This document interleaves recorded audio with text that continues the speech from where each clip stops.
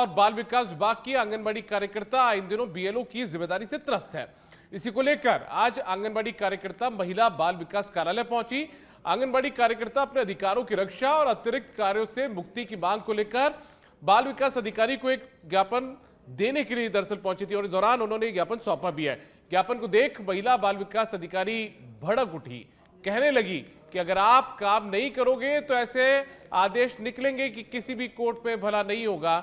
इस पर आंगनबाड़ी कार्यकर्ताओं ने कहा कि हमारा अपमान है और अब महिला बाल विकास अधिकारी के खिलाफ प्रदर्शन भी करेंगे और कार्रवाई नहीं होती है तो आंदोलन करने के लिए बाध्य होंगे। तो मध्य प्रदेश के श्योपुर से ये तस्वीरें सामने आई हैं जहां पर आंगनबाड़ी कार्यकर्ता जो है, महिला आंगनबाड़ी कार्यकर्ता, वो यहां पर पहुंची हैं जिम्मेदार अधिकारियों के पास में। दरअसल इनको जो जिम्मेदारी, अतिरिक्त जिम्मेदारी अपने काम को लेकर दी गई है, बीएलओ की जिम्मेदारी है, उसको लेकर ये खासी नाराज है, आक्रोशित है। और ऐसे में जब ये वहां पर पहुंची तो इन्हें दो टूक जवाब मिला कि यदि इस तरीके से काम वो नहीं करेंगी तो किसी भी कोर्ट में उनका भला नहीं होगा, इस तरीके के आदेश निकाल दिए जाएंगे। इससे आहत हो गई, परेशान हो गई, नाराज हो गई और उन्होंने दो टूक कह दिया कि महिलाओं का अपमान है, आंगनबाड़ी कार्यकर्ताओं का अपमान है और जिम्मेदार दोषी जो अधिकारी हैं जिन्होंने ये बयान दिए हैं उनके खिलाफ कार्रवाई की जाए। इस दौरान ज्ञापन भी सौंपती भी नजर आई है।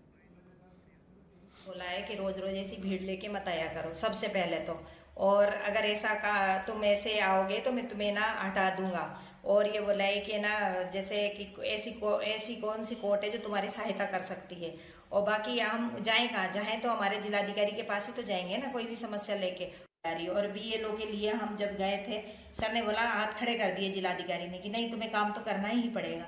18 तारीख को गए थे। धमकी भरे शब्द भी आप धमकी भरे शब्द दिए थे हम लोगों को। और हमारा ये कहना है कि हाँ मतलब अब सोमवार को हम फिर से जाएंगे सर के पास ज्ञापन देने के लिए। अगर हमारी सुनवाई नहीं होती तो हम मंत्रालय। नौगांव थाना पुलिस पर आदिवासी युवकों के साथ मारपीट और अपमानजनक व्यवहार करने के गंभीर आरोप लगे हैं। पीड़ितों ने पुलिस पर चोरी के शक में बिना सबूत गिरफ्तारी करने, बेरहमी से पिटाई और प्राइवेट पार्ट में मिर्ची डालने का आरोप लगा है। इसी को लेकर भीम आर्मी के साथ मिलकर पीड़ितों ने एसपी कार्यालय के बाहर धरना दिया और निष्पक्ष जांच करने और दोषियों पर कार्रवाई करने की मांग की है।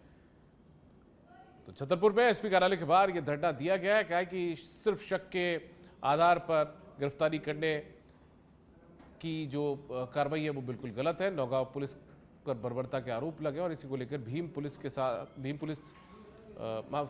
आर्मी के साथ मिलकर ये प्रदर्शन यहां पर नौगांव थाने के बाहर किया गया है। वो थाने से चल के गया। इनका कहना है कि हम 4 लोग थे, हम 3 बाहर आए।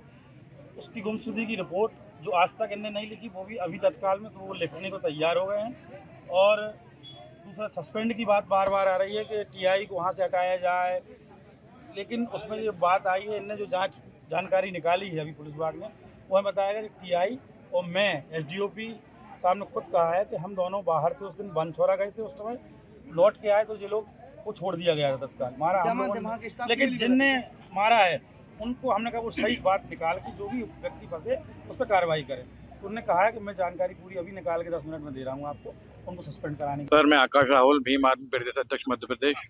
क्यों आपको यहाँ पर बैठना पड़ा धरना पर? क्यों ऐसी? सर जिला छतरपुर नौगांव थाना के अंतर्गत हमारा ग्राम आता है ग्राम रामपुर।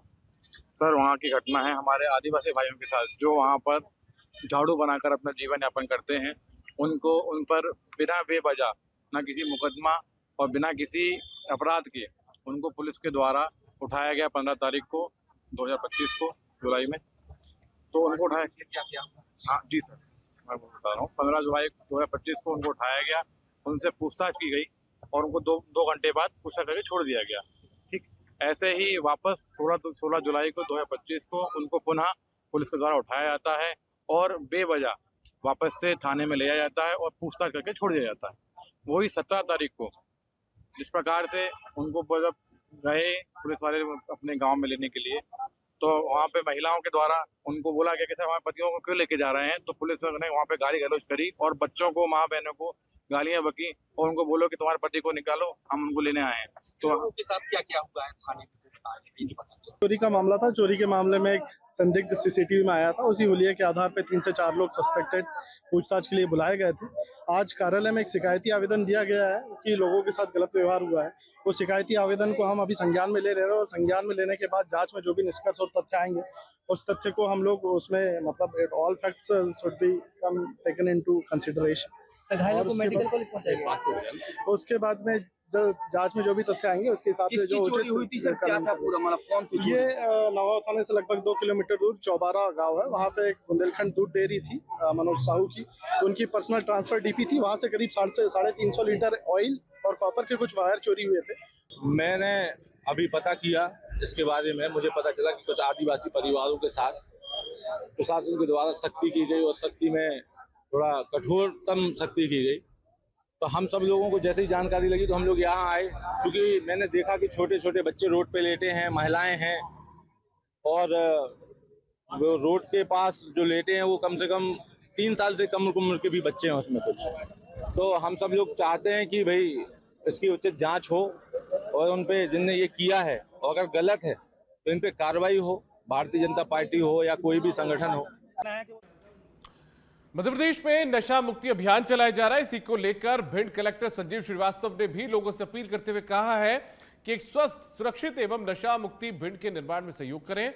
उन्होंने कहा कि तंबाकू, शराब, ड्रग्स जैसे नशा न सिर्फ शरीर के लिए हानिकारक है बल्कि युवाओं का करियर भी बर्बाद कर देते हैं, और जो भिंड में नशे के सौदागर हैं उनको पनपने नहीं देंगे। उनके खिलाफ लोगों से पुलिस, कलेक्टर एवं आबकारी विभाग में शिकायत करने की बात भी उन्होंने कही है। तो भिंड में जो भी नशे के सौदागर हैं उनके खिलाफ कार्रवाई हो सके, लिहाजा लोगों से अपील कलेक्टर ने किया, भिंड के कलेक्टर ने, कि आबकारी विभाग में, जिला कलेक्ट्रेट में और साथ में जिले की जो पुलिस है उसको जाकर शिकायत करें।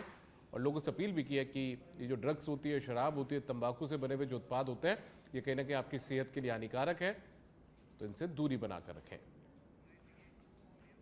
नई पीढ़ी होती है, वो विभिन्न समाचार माध्यमों से, सोशल मीडिया से नशे की जानकारी लेते हैं और नशे के प्रति आकर्षित होते हैं, जबकि ये जो नशा है ये पीढ़ी को बर्बाद करने वाला होता है। इससे सोचने समझने की शक्ति खराब हो जाती है और अपने पढ़ाई पर, अपने करियर पर नई पीढ़ी ध्यान नहीं दे पाती है। तो मेरा सभी लोगों से अनुरोध है कि जिला भिंड में नशे को पनपने ना दें, नशे के सौदागरों की सूचना पुलिस को दें, कलेक्ट्रेट में दें, आबकारी विभाग को दें, जिससे कि नशे को रोका जा सके। अगली खबर में भिंड से, यहां पर अपना मोबाइल वापस मांगने से नाराज दबंगों ने 2 युवकों के साथ में मारपीट कर डाली। इस मारपीट का वीडियो अब खूब वायरल हो रहा है। आपको बता दें कि मारपीट करने वाले युवक अपराधी प्रवृत्ति के हैं, अपराधी किस्म के हैं, जिनमें से एक कुछ दिन पहले ही हत्या के मामले में जेल से बाहर आया है। फिलहाल इस मामले में अभी तक पुलिस ने कोई रिपोर्ट दर्ज नहीं की है। तो अपराधी प्रवृत्ति के जो लोग हैं उन्होंने 2 युवक जो थे उनके साथ में मारपीट की। इन दोनों युवक जो थे, इनका कसूर सिर्फ इतना था कि ये जो मोबाइल अपराधी किस्म के लोगों ने उनसे ले लिया था खुद का मोबाइल, वो मोबाइल इन्होंने वापस मांगा और इससे नाराज होकर इन दबंगों ने, इन अपराधी किस्म के लोगों ने, प्रवृत्ति के लोगों ने, जो जेल से छूटकर बाहर आए कुछ दिन पहले हत्या के मामले में, उन्होंने मारपीट कर डाली।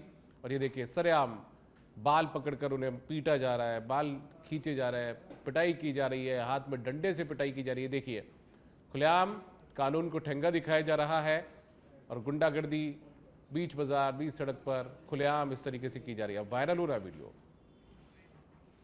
नाम के व्यक्ति के साथ मारपीट की जा रही है। उस घटना का डिटेल पूरा ये है कि इरफान खान भिंड का रहने वाला है और उसका एक दोस्त है अजय जाटव। इरफान खान का कहना है कि अजय जाटव के पास इरफान का मोबाइल था।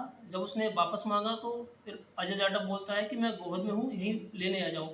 इस बात पर से 9 तारीख को इरफान खान गोहद आया और अजय जाटव ने उसके साथ में अपने साथियों के साथ मारपीट कर दी।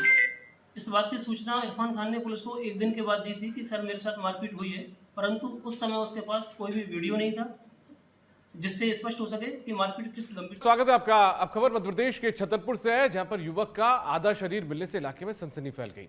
दरअसल युवक कैन नदी में मछली पकड़ने के लिए गया था, लेकिन मगरमच्छ के हमले से युवक की दर्दनाक मौत है वो हो गई। बताया जा रहा है कि कुछ दिनों पहले ही दसन नदी में मगरमच्छ देखा गया था, जिसका वीडियो भी सोशल मीडिया पर जमकर वायरल हुआ था। और ये युवक जो था वो कैन नदी में, जो कि छतरपुर में पड़ती है, यहाँ पर मछली पकड़ने के लिए गया था। अब उसका आधा शरीर यहाँ से मिला है, बरामद हुआ है।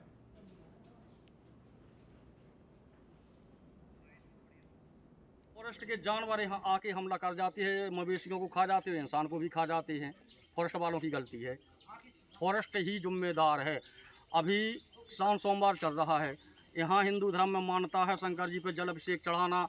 कल सोमवार को देखना है, ये हमारा टोरिया गांव का मेन घाट है रपटा, सबको मालूम है। कल 200 औरत आएगी यहाँ नहाने के लिए, महिलाएं हैं, वो आदमखोर बन गया मगरमच्छ, पता नहीं कितने जीव खाएगा। ये फॉरेस्ट की जिम्मेदारी है, फॉरेस्ट को इसको हटाना चाहिए और फॉरेस्ट को उसको यथास्थिति अनुसार मारना। अमरवाड़ा विधानसभा क्षेत्र के छिंदी ब्लॉक में नवनियुक्त कार्यकर्ताओं की बैठक का आयोजन किया गया, जिसमें बड़ी तादाद में कार्यकर्ता शामिल हुए। पदाधिकारियों ने कार्यकर्ताओं को जो मार्गदर्शन था वो दिया, साथ ही कार्यकर्ताओं से बात कर क्षेत्रीय समस्याओं को लेकर जो जानकारी दी वो भी जुटाई। वहीं इसी के साथ नवनियुक्त कार्यकर्ताओं को नियुक्ति प्रमाण पत्र भी सौंपे गए हैं।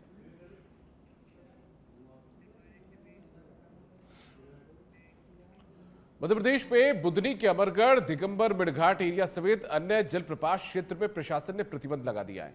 उसके बाद भी लोग नहीं मान रहे और चोरी छिपे प्रतिबंधित क्षेत्र में प्रवेश कर रहे हैं, जिससे प्रशासन की संयुक्त टीम ने कार्रवाई कर बारिश का लुत्फ उठाने वाले दर्जन भर लोगों को पकड़ा है। वहीं भोपाल से आए सैलानियों का दल झरने की ओर जाते हुए पकड़ा गया। मौके पर मौजूद पुलिस और राजस्व विभाग की संयुक्त टीम ने पर्यटकों के वाहन को रोका और भारतीय न्याय संहिता की धारा 223 के तहत कार्रवाइयां की हैं।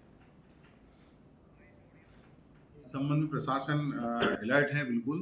जैसा कि आप जानते हैं कि पिछले सालों में इन्हीं स्थानों पर काफ़ी घटनाएं हुई हैं, लोगों की जानें भी गई हैं। इसी को दृष्टिगत रखते हुए कलेक्टर महोदय द्वारा भारतीय नागरिक सुरक्षा संहिता की धारा 163 के तहत वहाँ पे प्रतिबंधात्मक क्षेत्र घोषित किया गया है। उसके बावजूद भी लोग आ रहे हैं।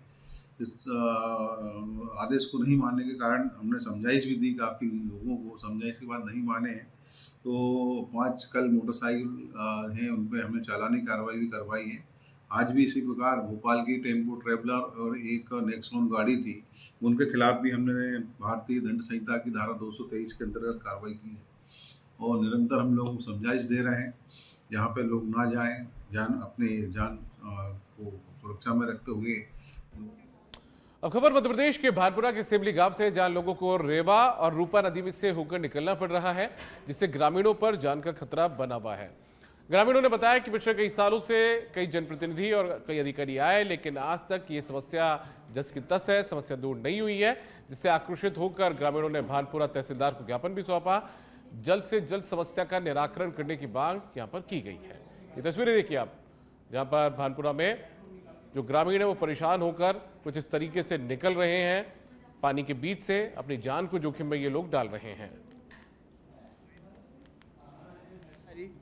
आज तक कोई सरकार ने कोई नहीं सुनी। और इस तरफ एक जमीन है सबके, अस्पताल इस तरफ, स्कूल का बच्चे को स्कूल इस तरफ, और मुख्यालय चौकी पंचायत इस तरफ। कोई अगर राशन लेकर जाए तो राशन भी इन्हीं तरफ वहाँ चौकी मिले। अब पीबा को पानी भी इधर से आवे। तो अगर मान लो बच्चों का, जैसे 8वीं तक का आपने स्कूल उधर बताया, तो बच्चे जो आकी ने इधर से नदी के बच्चे मैं हाथ पकड़ के उतारा, कभी वहाँ आकी में भी रुक जाए बच्चे अगर ज्यादा समस्या है तो वहाँ भी रोका। रोटी नहीं खाओ सुबह से शाम तक। कब से जो समस्या बहुत साल से है। मैं तो जैसे अरे उमरी की मतलब दुआ खड़ी पंचायत थी, जितको चाल दिया कहीं को नहीं, कोई भुजबड़ को नहीं। मगर छोरे जाएंगे भैया, दुखिया हो गया। मैं गांव के दोनों तरफ नदियां बता रहे हो? दोनों तरफ नदियां थे, गांव के बीच में एक नाला आ गया, वो नाला भी फूल था। हमारे मन बच गई थी बहुत बड़ी। हमारे पास ग्रामवासियों का एक ज्ञापन प्राप्त हुआ है, जिसमें रेवा नदी पे बांध बनने के कारण जो आवागमन का जो रास्ता था वो अवरुद्ध हो गया है। अभी मेरी बात हुई है तत्काल वहाँ के मौजा पटवारियों से, उनके द्वारा भी बताया कि सर जो गांव के कृषक हैं, जो खेतों का आने जाने के जो रास्ते हैं वो अवरुद्ध हो गए हैं। रेवा नदी जब पे बांध बनने के कारण जो उसका ओवरफ्लो है वो ज़्यादा होने के कारण। उधर भिंड में अवैध तरीके से आधार कार्ड सेंटर चलाकर लोगों से संशोधन के नाम पर मनमाने पैसे वसूले जा रहे हैं। इसी को लेकर गौरवी कस्बे में अवैध आधार कार्ड सेंटर की शिकायत मिली, जिसके बाद जांच करने के लिए टीम आधार कार्ड सेंटर पर पहुंची, लेकिन दुकान के लड़कों को शक हुआ कि जांच टीम आई है तो वे दुकान छोड़कर मौके से फरार हो गए। वहीं तहसीलदार ने दुकान की तलाशी ली और कहा कि आधार कार्ड बनाने वाली सामग्रियां मिली है, जिसके बाद दुकान को सील कर कहा गया है कि दुकानदारों की जानकारी जुटाकर उनके खिलाफ कानूनी कार्रवाई की जाएगी।